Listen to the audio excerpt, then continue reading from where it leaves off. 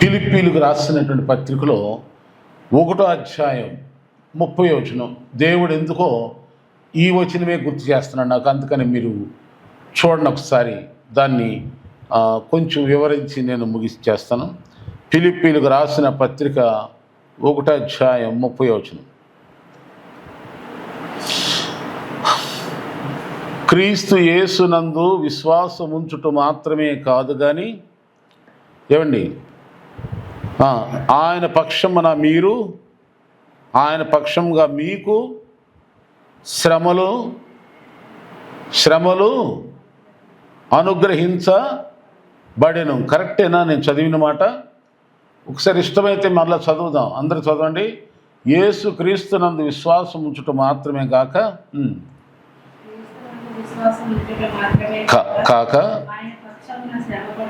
ఆయన పక్షముగా శ్రమ పడుటయు అనుగ్రహించెను అనేది మాట ఏంటంటే గిఫ్ట్. ఉచితంగా వచ్చి పడింది అంటారు చూసారా, దాన్ని అనుగ్రహం అంటారు. అనుగ్రహం. శ్రమలు దేవుడు ఎందుకు ఇస్తాడో కొన్ని మాటలు మన జ్ఞాపకం చేసుకుందాం. మనకు శ్రమ ఎందుకో మీకు అర్థమయ్యటానికి శ్రమ అని ఇక్కడ ఉంది, కానీ మూల భాషలో ఏముందంటే పరీక్ష. ఏంటండి? పరీక్షలు లేకుండా పిల్లల్ని పాస్ చేస్తారా? దేశ రాజు కొడుకైనా పరీక్ష రాయాలి. పరీక్ష లేదనుకో ఏం జరుగుద్ది? అసలు అతను ఎంత చదివాడో ఏముందో మనకు తెలియాలి కదా. బ్రెయిన్లో పడుతుందా లేదు తెలియాలి. అలాగే దేవుడు కూడా మనందరికి కూడా పరీక్షలు ఉంటాయి. దాన్నే శ్రమ అంటారు. శ్రమ అంటే ఇదో అనుకోమాకండి, పరీక్షించబడతాం. బంగారం ఎలా పరీక్షించబడుతుందో మనం పరీక్షించబడతాం. ఎలా పరీక్షించబడతాం? ఈ పరీక్షల్లో మనకు వచ్చేటువంటి లాభాలు ఏంటంటే, మనకు ఓర్పు వస్తుందంట. ఓర్చుకునేటువంటి శక్తిని దేవుడు మనకు ఓర్పిస్తాడంట. ఇది రోమీలకు రాసిన పత్రిక 5వ అధ్యాయం 3లో ఉంది. శ్రమ, ఓర్పు, పరీక్ష నిరీక్షణ కలిగితేనే శ్రమల్లో అతిశయపడు, పరీక్షించబడుతున్న అతిశయపడు. నన్నే దేవుడు ఎందుకు ఈ శ్రమలకు లేక ఈ బాధలకు గురి చేస్తా అనుకోమాక. దానిలో నుండే దేవుడు నీకు ఎన్నో గుణపాఠాలు నేర్పుతున్నాడు. యోసేపుకి దేవుడు చిన్న వయసులోనే కళలు చూపించాడు. ఏమని కళలు? నీవు నీ అన్నదమ్ములే వచ్చి నీకు నమస్కారాలు చేస్తారు, నీ తల్లిదండ్రులు కూడా వచ్చి నీకు నమస్కారాలు చేస్తారు. దేవుడు కళలు చూపించాడు. కళలు చూపించినాక ఏమొచ్చింది చెప్పండి? కళలు వచ్చినాక కళలతో అలా చూసినట్టే వెళ్ళిపోయి పొందుకున్నాడా? మధ్యలో ఎన్ని వచ్చినాయి కష్టాలు. గుంటలో తోయబడ్డాడు, తర్వాత అమ్మబడ్డాడు, అనేక కష్టాలు. వీటన్నిటి ద్వారా తనకి ఏం జరిగిందంటే కొంత ఎక్స్పీరియన్స్ వచ్చిందన్నమాట, అనుభవం వచ్చింది. అలాగే బైబిల్లో మీరు 1 కొరింథీయులకు రాసిన పత్రికలో మనం చూసినట్లయితే ఆ 7వ అధ్యాయం 8 అట్లా చదువుకుంటా వెళితే వివాహం గురించి చెప్తూ పెళ్లి చేసుకున్నటువంటి వారికి శరీర సంబంధమైన శ్రమలు వస్తాయంట. ఏ శ్రమలు? శరీర సంబంధమైన శ్రమలు. కనుక ఆ శ్రమలలో కూడా మనం ఏం నేర్చుకోవాలి? ఆ శ్రమలలో శరీర సంబంధమైన శ్రమలలో కూడా కొన్ని నేర్చుకోవాలి. చూడండి, కుటుంబ జీవితం ఎప్పుడు పూల పల్లకలాగా ఉంటుందా? ఎవరిని అడిగినా కానీ ఇది ఉండదని చెప్తారు. ఎవరిని అడిగినా కానీ ఉండదు అంటారు. ఉండదు. కనుక అయితే ఆ పూల పల్లికగా ఉన్న రోజున సంతోషించాలి. అదే సమయంలో ముళ్ళ పొదలాగా ఉన్నప్పుడు కూడా భరించాలి. ఆమేన్. వివాహము, కుటుంబ జీవితం ఎలా ఉంటుంది? కొన్ని సమయాల్లో అబ్బా ఎంత హ్యాపీనెస్, ఎంత జాయ్ఫుల్నెస్, ఎంత అన్నట్టుగా సంతోషభరితులంగా, ఆనందభరితులంగా, నాకే వివాహం అయిపోయింది, నాకే మంచి భార్య దొరికింది, నాకే మంచి భర్త దొరికాడు, ఎంతో కూల్ ఎంతో సంతోషాన్ని. తర్వాత మనకు తెలియకుండా ఊహించకుండానే ముళ్ళ కంపలాగా కనబడుద్ది కుటుంబ జీవితం. ముళ్ళు ఎట్లా పొడుచుకుంటే ఏమైనా భయం వేస్తుంది. అలాంటి టైంలో కూడా మనం ఏం చేయాలంట, ముళ్ళ కంప కదా అని చెప్పేసి కాపురాన్ని వదులుకుంటామా? వదులుకోం. అలా ఆ ముళ్ళును గుచ్చుకోనివ్వకుండా ఆ ముళ్ళను ఏ విధంగా తట్టుకోవాలా జాగ్రత్త పరుచుకొని ఆ ముళ్ళును ఎలా ఇరిచిపాడేలా ఎరగొట్టేసి హాని కూని లేకుండా అపాయము అవమానం పొందకుండా కుటుంబ జీవితాన్ని ఎలా కాపాడుకోవాలి. కనుక శ్రమ అనేది, లేక దాన్ని మీరు బ్రాకెట్లు పెట్టండి, శ్రమ అంటున్నాం కానీ ఇక్కడ పరీక్ష. కొన్ని పరీక్షించబడతాం. ఆ పరీక్షల్లో మనం ఏం చేయాలంటే, మనకు దేవుడు ఈ పరీక్షలో ఏదో ఒక గుణపాఠం నేర్పిస్తున్నాడని, ప్రభా నీ చిత్తం ఏమిటి నాయనా, నీ చిత్తం ఏంటి ప్రభా, నా అవసరత ఎరిగిన దేవుడవు, నా ఆనందమా, నా అతిశయమా, నా ప్రభా, నా మేలు కోరివాడా, నా క్షేమం కోరివాడా, నా సంతోషం కోరి దేవుడు నీవు తప్ప ఈ ప్రపంచంలో ఎవరూ లేరు ప్రభా, ఎందుకు వచ్చింది నాయన నీకు ఈ పరీక్ష అని చెప్పి మనం ఏం చేయాలంటే, ఏ శ్రమ శోధనలోనైనా ముందు ప్రార్థన చేయాలి. శ్రమ కలిగినట్లయితే మనం ఏం చేయమన్నాడు బైబిల్లో, అది కుటుంబ శ్రమ అయినా, ఆత్మ సంబంధమైన శ్రమ అయినా, ఉద్యోగంలో శ్రమ అయినా, వ్యాపారంలో శ్రమ అయినా, మనుషులు ఎవరి ద్వారా మనకు శ్రమ కలిగిన ప్రార్థనే చేయాలి. ఆ ప్రార్థన దేవుడు విని దానికి ఏం చేస్తాడంటే పరిష్కారం చూపిస్తాడు. కనుక శ్రమలు కలిగినప్పుడు బైబిల్ చెప్తుంది, శ్రమ దినమున కృంగితే నీవు చేత కాని వాడివి. చెప్పండి, శ్రమ దినమున కృంగితే చేత కాని. ఒక సర్వే ప్రకారం ప్రపంచంలో సైకాలజీ ప్రకారంగా కూడా శ్రమలను జయించేటువంటి శక్తి సామర్థ్యం అంట మగోళ్ళ కంటే కూడా ఆడోళ్ళకి ఎక్కువ ఉంటుందంట. ఎవరికి? అందుకని స్త్రీని భూదేవత అంటారా, ఇది అంటారు కదా, భూమికి ఎంత ఓర్పో స్త్రీకి అంత ఓర్పు అనేది పెద్దలు సూక్తి చెప్తూ ఉంటారు. అంటే ఈ సూక్తి కాకుండా బైబిల్ ప్రకారంగా కూడా స్త్రీలు దేని కొరకైనా సరే ప్రభువుని భరిస్తారు. కుటుంబ భారం భరించటం అంటే మామూలు విషయం కాదు. ఆ ఒక్క స్త్రీ వల్లే అవుతుంది, ఎవరి వల్ల కాదు. కొంతమంది భరించలేనటువంటి వాళ్ళు చాలామంది ఉన్నారు. కానీ తీసేయండి, సైతాను ఇదిలో పడిపోయి కుటుంబాన్ని పాడు చేసుకుని, నాశనం చేసుకుని, ఆ పేరు ప్రఖ్యాతులను పాడు చేసుకునే వాళ్ళని తీసిపడండి. కనుక కుటుంబ జీవితంలో శ్రమలు వస్తాయి, దేవుని విషయంలో శ్రమలు వస్తాయి, మన విశ్వాసానికి శ్రమలు వస్తాయి. ఈ శ్రమలలో మనం కృంగిపోవద్దు. ఈ శ్రమలే మనకు ఒక గొప్ప స్థితికి దారి చూపిస్తున్నాయని తెలుసుకోండి. ఈ శ్రమలోనే దేవుడు ఏం చేస్తాడు, ఒక కొత్త దారి. ఆమేన్. నమ్మాలి. ఈ శ్రమలోనే, ఈ కీడులోని, ఈ యొక్క చెడులోని ఏదో దేవుడు నాకు ఒక మంచి దారి చూపించబోతున్నాడు, ఈ వేదనలోని, దుఃఖంలోని అని ప్రార్థన చేసుకుంటే నీ విశ్వాసాన్ని చూసే దేవుడు నిన్ను అలాగే ఏడుస్తూ ఉండనేవాడు, అలాగే దుఃఖపడతా ఉండనేవాడు. కనుక శ్రమలు నాకెందుకు వచ్చినాయి అని అనుకోమాగండి. ఇంకా చూస్తా బైబిల్లో ఇలాంటి వచనాలు చూసుకుంటూ వెళ్ళిపోతే హెబ్రీ పత్రికాకారుడు అంటాడు, యేసుక్రీస్తుని మన శ్రమలకు ఆయనకు ఉదాహరణగా పెట్టుకోమంటున్నాడు. ఎగ్జాంపుల్గా మనకు ఎవరన్నా ఉన్నారా? నాలాగా ఎవరూ శ్రమలు పొందలేదండి. నాలాంటి బాధలు అసలు ఈ ప్రపంచంలో ఎవరికి రావు. నేనే ఎంత శ్రమ పడుతున్నా, నేనే ఎంత కష్టపడుతున్నా అని ఎవరి కాళ్ళే చెప్తూ ఉంటారు. అందుకని బైబిల్లో మొదటి పేతురు రాసిన పత్రికలు ఏమంటారంటే 5వ అధ్యాయంలో, లోకమందు మీ సహోదరులు కూడా అనేక మంది మీలాగానే శ్రమలు అనుభవిస్తున్నారు, మీరే కాదు.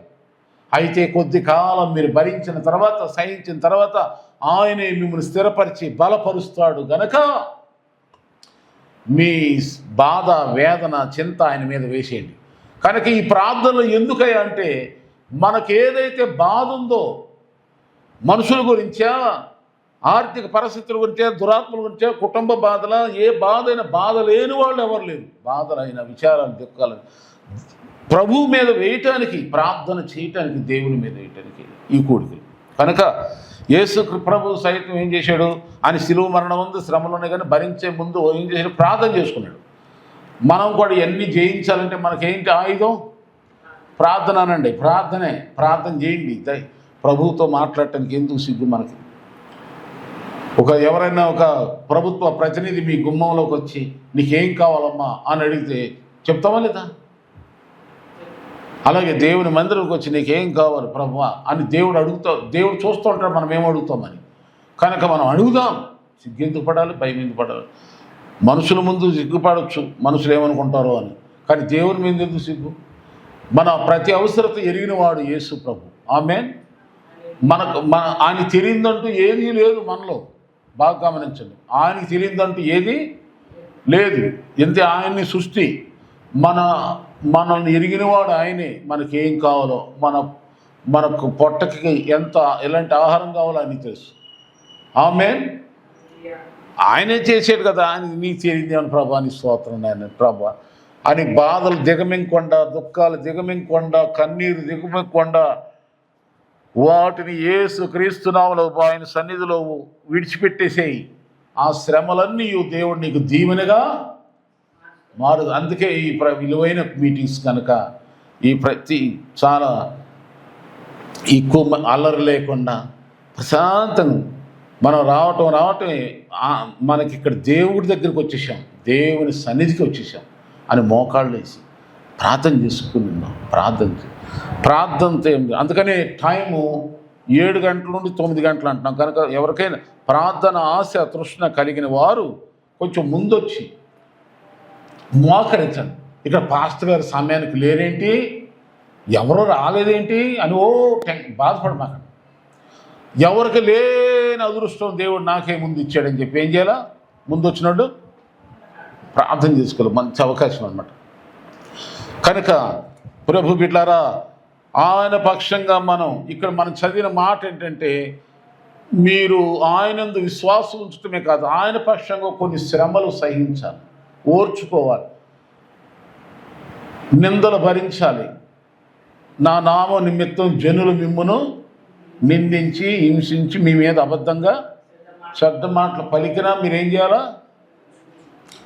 సంతోషించమని అంటాడు, ఆనందించండి అంటాడు. కనుక ఇవి కూడా మానసిక ఏవి కొందరికి ఉండవు, కానీ కొందరికి ఎవరికైనా ఉన్నా సరే పెట్టుకోమాకండి. అది ఇంకా సంతోషంగా ఫీల్ అవ్వండి. క్రైస్తవుడైనందుకు బాధ బాధ వచ్చిందనుకోండి, దాన్ని బట్టి సంతోషిద్దాం గాక. యేసు ప్రభుని బట్టి మనకి ఎలాంటి శ్రమ వచ్చినా, ఇప్పుడు ఈ ఉపవాసం ఆకలి వేసినప్పుడు ఏమనిపిస్తుంది అంటే, అయ్యో ఎందుకు ఇట్లా ఆకలితో బాధపడుతున్నాను అనిపిస్తుంది. అప్పుడు నీ మనస్సాక్షి, నీ హృదయం ఏం చెప్పాలంటే, ఇది నా యేసు ప్రభు కొరకు నేను ఆకలి బాధ భరిస్తాను, కావాలని భరిస్తాను, కావాలని. అప్పుడు దేవునికి మహిమ కలుగుద్ది. Praise the Lord. ఆమేన్. దాని ఉదాహరణ చెప్తున్నమాట. ఆకలేసిన తినకుండా ఆగితనమే ఈ దేవుని కొరకు ఎలా చేస్తాం. అలాగే మిగతావన్నీ కూడా యేసు ప్రభు కొరకు మనం భరిస్తే ఏదైనా ఆయన మహిమ కొరకే చేస్తున్నాను. శ్రమ, బాధ, దుఃఖమా, నింద, అవమానమా, దూషణ, హేళన, తృణీకారమా, తిరస్కారమా, మీకే కాదు సేవకులు మాకు ఎదురుపడి మేము ఎంత ప్రార్థన చేస్తాం, ఎంత వాక్యం చెబుతాం, అందరిని ప్రేమిస్తాం, అందరిని. చాలా భయంకరమైనటువంటి ఒక సమయంలో దుష్టుడు కొందరిలో ప్రవేశించి ఒక విధమైనటువంటి బాధ, అవమానం, నొప్పి, వేదన, దుఃఖం కలిగిస్తూ ఉంటాడు. మా ప్రేమ గుండెల్లో ఉన్న, హృదయంలో ఉన్న ప్రేమను అర్థం చేసుకునేవాడు. ప్రభా అది తెలియక వాళ్ళ ప్రవర్తన క్షమించు నాయన, క్షమించు. సేవకుడిని ఎలా ప్రేమించాలో తెలియట్లేదు నాయన, సేవకుడిని ఎలా చేర్చుకోవాలో తెలియట్లేదు ప్రభా. సేవకుడి ఎలాంటి భయం ఉండాలో, లోబడాలో, విధేయత కలిగి ఉండాలో, దైవజనుని ఎలా ఆయనకి ఏ విధంగా సహకరించాలో తెలియక ప్రభా అని నేను ప్రార్థన చేసుకుంటాను. తెలియక ప్రభా. ఒకవేళ వాళ్ళు తెలిసి చేస్తున్నారు, నాకు తెలియదు, కానీ తెలియక చేస్తున్నారు ప్రభా క్షమించేయమని ప్రార్థన చేస్తాను. ఒకవేళ వాళ్ళు తెలియక చేస్తేనే దేవుడు క్షమిస్తాడు, తెలిసి కూడా చేశారనుకోండి దేవుడు చూసుకుంటాడు. ఆమేన్. మనమైతే ప్రభువులో ఆనందిస్తూనే ఉండాలి, సంతోషిస్తూనే ఉండాలి. కనుక లేఖనాలను ఎరిగి వాక్యమును మెరిగి దేవుని యొక్క వాక్య ప్రకారం నడుచుకుందాం. నా మాటలు ముగిస్తున్నాను. ఏమిటంటే ఈరోజు మన అంశం ఆయనను నమ్ముకోవటమే కాదు, ఆయనందు విశ్వాసం ఉంచటమే కాదు, రక్షణ బాప్తిసం పొందడమే కాదు. ఏనండి ఆయన పక్షంగా మనకు దేవుడు కొన్ని శ్రమలు అనుగ్రహిస్తాడు. అది మనుషుల ద్వారా రావచ్చు, ఏమండి, ఆర్థిక పరిస్థితుల ద్వారా రావచ్చు, లేకపోతే ఇంకా ఏ విధంగా అన్నా రావచ్చు, మానసికంగా రావచ్చు. ఇవన్నీ జగమింగాల, ఇవన్నీ కూడా యేసుక్రీస్తు ప్రభు దగ్గర పెట్టేసేయాలంతే తప్ప వాటిని గుండెల్లో పెట్టుకుని వాటిని బట్టి మన మనస్భావాలు దెబ్బతీసుకుని ప్రార్థన జీవితం పోగొట్టేసుకుని ఆత్మీయ జీవితంలో కృంగిపోకూడదు. చేతకాని వాళ్ళం అయిపోతాం, ఎందుకు పనికిరాని వాళ్ళం అయిపోతాం. ఇటు సైతానికి ఎలా పనికిరాం, దేవునికి అస్సలు పనికిరాం. కనుక అలా ఉండొద్దు. ఎటు కాని బ్రతుకుతి, ఎటు కాని జీవితం అయిపోదు. అలాగా కాకుండా ప్రభా నువ్వు ఎలా నా కొరకు సిలువ అనుభవించావు, నిందలు భరించావు, బాధలు భరించావు, దుఃఖం భరించావు, దోషులు నీవు భరించినట్లు నేను ఏపాటువంటి ప్రభా, మీరు భరించిన వాటిలో నాది ఏపడుతున్నాయన అనుకుని జగమింగి ప్రభువుకు వదిలేసామనుకో, అప్పుడు ప్రభు ఆయనే నీకు గొప్ప సమాధానం దయచేస్తాడు. ఆమేన్, ఆమేన్ చెప్పండి, ఆమేన్. దేవునికి మహిమ కలుగుగాక. దేవుడు అలాంటి అర్థం చేసుకునే మంచి హృదయాలతో ప్రతి ఒక్కరిని దీవించును గాక. ఎప్పుడైనా సరే శ్రమలలోనే దేవుని ఎదుట, మనుషుల ఎదుట కూడా ఎవరైనా సరే శ్రమలలో నమ్మకంగా ఉన్న వాళ్ళని గట్టిగా నమ్ముకుంటారు, గట్టిగా హత్తుకుంటారు. కనుక శ్రమలలో ఎవరు ఎలాంటి శ్రమలలో ఉన్నా ప్రభువుకు తెలుసు. కనుక శ్రమలన్నీ దీవెనగా మార్చే దేవుడు ఎదుట మనం ప్రార్థన చేసి మన అనుభవించే ప్రతి శ్రమను దేవునికి అప్పగించుకుందాం గాక. అంతేనా? గుండెల్లో పెట్టుకోవద్దు, నీలో ఉంచుకోవద్దు, ఇంకోళ్ళకి చెప్పవద్దు. నేను నేర్చుకున్న అనుభవాన్ని మీకు చెప్తున్నా. ఆమేన్. ఇంకోళ్ళకి చెప్పవద్దు, చెప్పండి. రకరకాల శ్రమలు ఉంటాయి. హన్నా అంటుంది వెళ్ళి నా శ్రమను దేవుడు నా శ్రమను చూశాడు. యాకోబు భార్య లే అంటుంది యెహోవా నా శ్రమను చూసి ఇదిగో నాకు ఈ కొడుకుని ఇచ్చాడంటుంది. ఒక్కొక్కళ్ళది ఒక్కొక్క శ్రమ. ఆ శ్రమలన్నీ దేవుడు దీవెనగా మార్చునుగాక. ఆమేన్. సేవకునికి సేవలో సహకారం అందించట్లేదు, విశ్వాసులు అర్థం చేసుకోలేదు, వాక్యానుసారంగా ప్రేమించట్లేదు, వాక్యానుసారంగా చేర్చుకోవట్లేదు అన్నప్పుడు సేవకునికి ఉండే శ్రమలు ఆనుకునేయండి. శ్రమలు అందరికీ ఉంటాయి. ఒకవైపే చూడొద్దు, రెండు వైపులా ఆలోచన చేయాలి. ఆమేన్. చివరికి ఒక్క మాట చెప్తా. ఒక విశ్వాసి పాస్టర్ గారి మీద ఒక బ్రదర్ అలుగుతున్నాడు. ఎంత అలుగుతున్నాడంటే ఆయనకి తెలియదు. ఆయనకేమీ ఈయన బాధ అర్థం కాదు,